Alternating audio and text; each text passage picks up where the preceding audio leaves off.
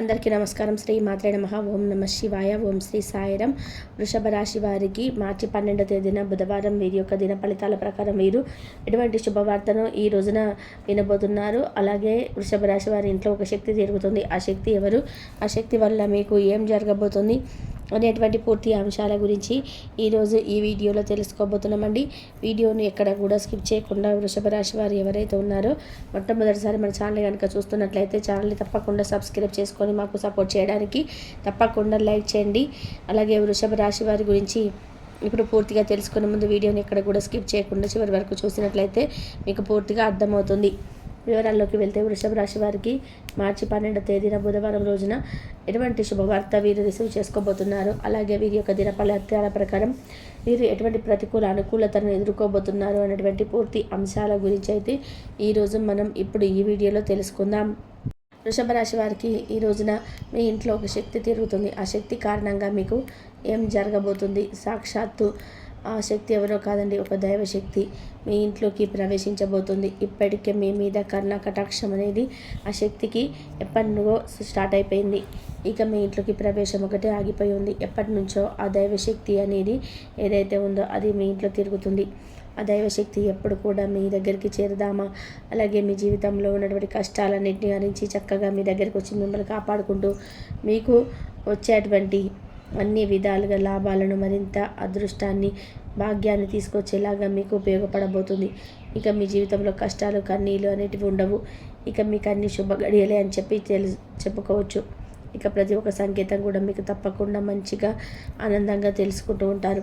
అయితే దైవశక్తి సైలెంట్గా మీ జీవితంలోకి ప్రవేశించినప్పుడు మీరు కానీ ఆ దైవశక్తిని కనుక గుర్తించలేకపోతే మీకు జీవితంలో వచ్చేటువంటి ఆ సంతోషం అంతా కూడా తిరిగి వెళ్ళిపోవచ్చు. మీరు తీసుకోవాల్సిన జాగ్రత్తలు ఏంటి, మీకు వచ్చే ఎటువంటి సంకేతాలు దైవశక్తి మీ ఇంట్లో ఉందని చెప్పేసి మీకు అర్థమవుతుంది అనే విషయాలు కూడా ఇప్పుడు మనం పూర్తిగా తెలుసుకుందాం. సాక్షాత్తు ఆ యొక్క దైవశక్తి మీ మీద కటాక్షం కల్పిస్తుంటే మీరు దానిని పొందవచ్చు. అయితే ఎక్కడ కూడా అంటే ఏ విధంగా మీరు ఆ దైవశక్తి యొక్క అదృష్ట భాగ్యాన్ని మీరు పొందాలి అనుకుంటే కూడా వృషభ రాశి వారికి రాబోయేటువంటి ఈ సమయంలో మీకు ఎంతో మేలుచేరేటువంటి సమయం అని చెప్పుకోవాలి.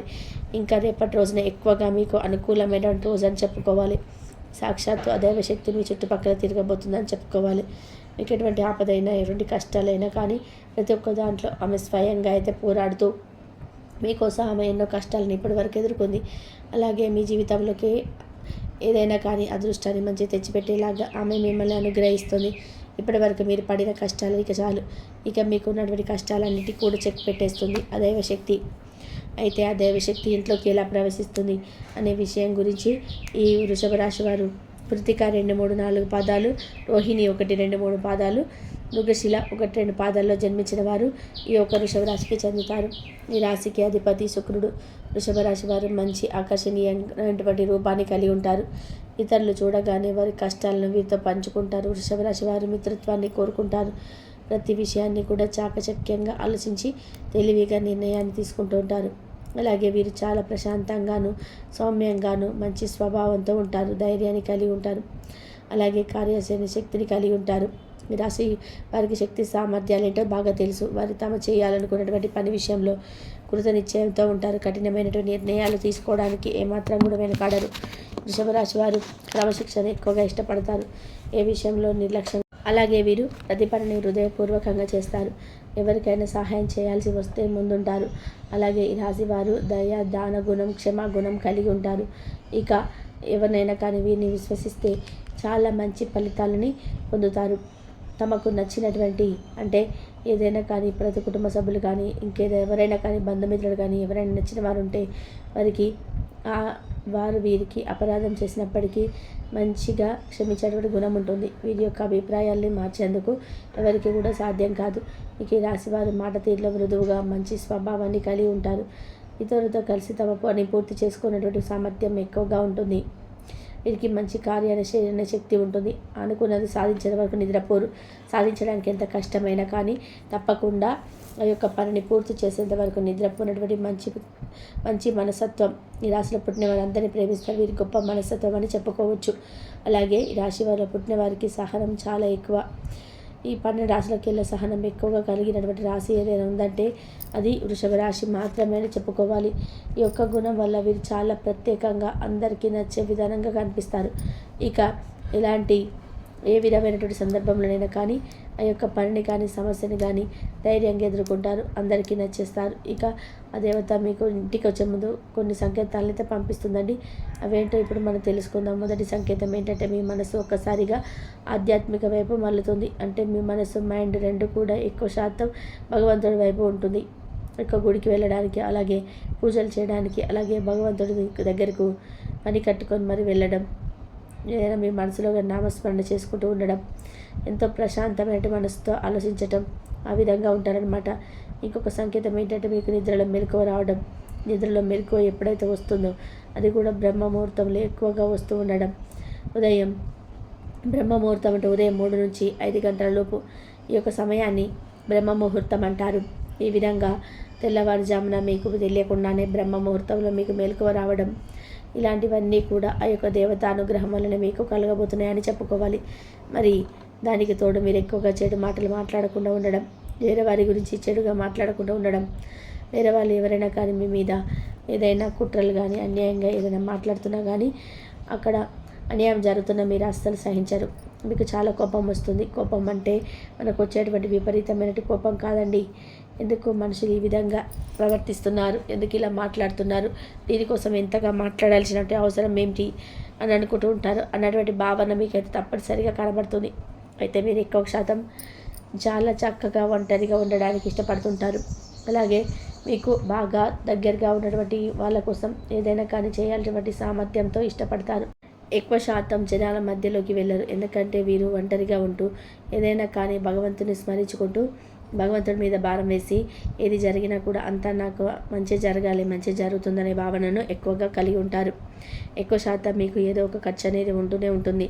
ఆ ఖర్చు కూడా మంచిగా ఉంటుంది. ఎందుకంటే ఎలా అంటే గుడికి వదిలి దేనికోసమైనా కానీ పేదవాళ్ళు ఖర్చు పెట్టడము, అలా దాన ధర్మాలకు డబ్బులు ఇవ్వడానికి ఎక్కువగా ఇష్టపడుతుంటారు.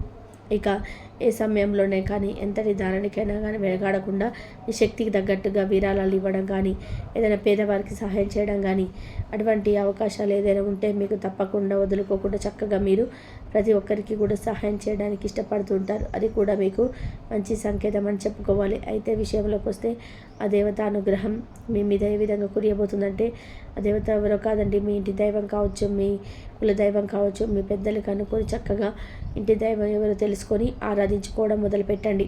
ఆ యొక్క ఇంటి దైవారాధన ఎప్పుడైతే చేసుకుంటారో మీ మనసు కూడా నిర్మలంగా ప్రశాంతంగా ఉంటుంది. వృషభ రాశి వారికి అనుకూలమైన దైవం పరమేశ్వరుడు, హనుమంతుడు. వీరి యొక్క నామస్మరణ చేసుకోవడం వల్ల కూడా మీకు అన్ని విధాలుగా కూడా మేలుగా ఉంటుంది.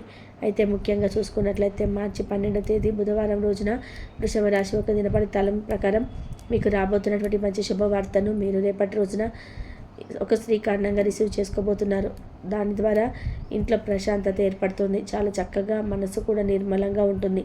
ఎప్పుడైతే మీకు మనసులో ఉన్నటువంటి సమస్యలు, చెడు ఆలోచనలు దూరం అవుతాయో అప్పుడు మీకు మనసుకు ప్రశాంతత ఏర్పడుతున్న సంకేతాలన్నీ కూడా మీకు ఈ దేవత అనుగ్రహం ద్వారా మీకు ఏర్పడతాయని తెలుసుకోవాలి. అలాగే మీ మనసులో ఎటువంటి కష్టాలు కూడా ఉండవని మీరు ధైర్యంగా ముందడుగు వేసేందుకు ఎట్టి పరిస్థితులను వెనకాడరు. ఇక సాక్షాత్తు ఆ దైవశక్తి మరెవరో కాదు, మీ దుర్గమ్మ. అలాగే మీ ఇంట్లో ఉన్నటువంటి మీ ఇంటి దేవత ఎవై ఉండవచ్చు, కాకపోతే ఆ అమ్మవారే మీ ఇంటికి రాబోతుందన్నట్టుగా మీరు భావించాలి. మీ ఇంట్లో బ్రహ్మస్థానంలో నిలిచి ఉంటారు కాబట్టి ఆ స్థలాన్ని చక్కగా పరిశుభ్రంగా ఉంచుకోవాలి. గుమ్మం ముందు చెప్పులు పెట్టకూడదు. నిత్యం అక్కడ పసుపు కుంకుమలతో అలంకరించుకోవాలి. గుమ్మం దగ్గర దీపం వెలిగించి ధూపం వేయాలి. అలాగే తులసి చెట్టు ఉంటే చక్కగా తులసి చెట్టును పెట్టి పూజించాలి. ఇప్పుడు చెప్పినటువంటి పనులన్నీ కూడా వృషభ రాశి వారు ఎవరైతే ఉన్నారో వారు చక్కగా ఆచరించినట్లయితే మీకు ఎటువంటి సమస్యలు కూడా లేకుండా చక్కగా అమ్మవారి యొక్క అనుగ్రహంతో మీ సమస్యలన్నీ కూడా తీరిపోయి సంతోషంగా కుటుంబ సభ్యులతో ప్రశాంతంగా జీవించేందుకు ఈ మాటలన్నీ కూడా మీకు ఉపయోగపడతాయి. అలాగే మీరు చక్కగా గోమాతను కూడా ఆరాధించుకోవచ్చు. ఇంట్లో నిత్య దీపారాధన చేసుకోండి. మంగళవారం నాడు లలిత సహస్రనామాన్ని చదువుకోండి. తులసి చెట్టు ముందు దీపం వెలిగించుకోండి. ఈ విధంగా వృషభ రాశి వారు ప్రతికూలతను అనుకూలంగా మార్చుకోవడానికి ఈ యొక్క దేవతారాధన మీకు ఎంతగానో చక్కగా ఉపయోగపడుతుంది. మరి వృషభ రాశి వారికి సంబంధించినటువంటి మార్చి 12వ తేదీన బుధవారం వీరి యొక్క దినఫలాల ప్రకారం ఎటువంటి అంటే ఏ విధమైన శుభవార్తలైనా కానీ ఉద్యోగపరంగా వ్యాపారపరంగా దేనికైనా కానీ మంచి శుభవార్తలు అయితే మీరు వినేందుకు మంచి ఛాన్స్ అయితే ఉందండి. వృషభ రాశి వారికి సంబంధించినవి ఇన్ఫర్మేషన్ నచ్చితే లైక్ చేయండి.